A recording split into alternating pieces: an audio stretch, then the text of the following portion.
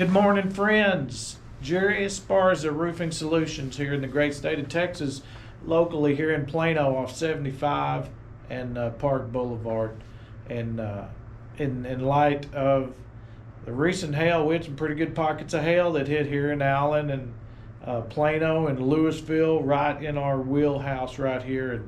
And some of it was pretty bad up around Russell Creek, and then Allen had a really good purple pocket where they got hammered. So it brought up again the question of paying deductibles, because I've had several customers that have called, and within an hour of getting hit on Friday a week ago, they're banging on the door talking about helping customers paying deductibles. And in the state of Texas, just a little friendly reminder, it's illegal for a contractor, a roofer, anybody to cover, waive, coupon, compensate a homeowner's deductible.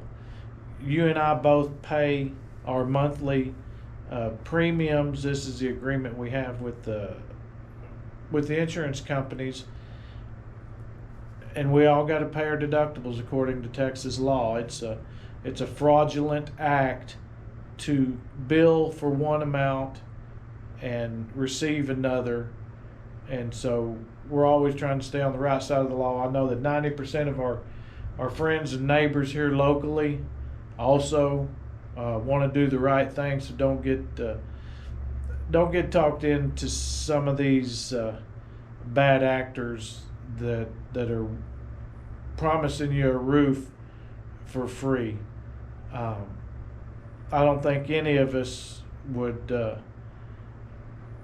want to commit fraud. So just a little reminder. In '89, the law came about. In 2019, it was reinforced in the state of Texas that the deductible is the responsibility of the homeowner to pay. And they also brought about some actions, punitive actions against homeowners, and fines and penalties certainly for contractors if they're caught. And now the insurance company does have the authority to ask for proof of deductible payment.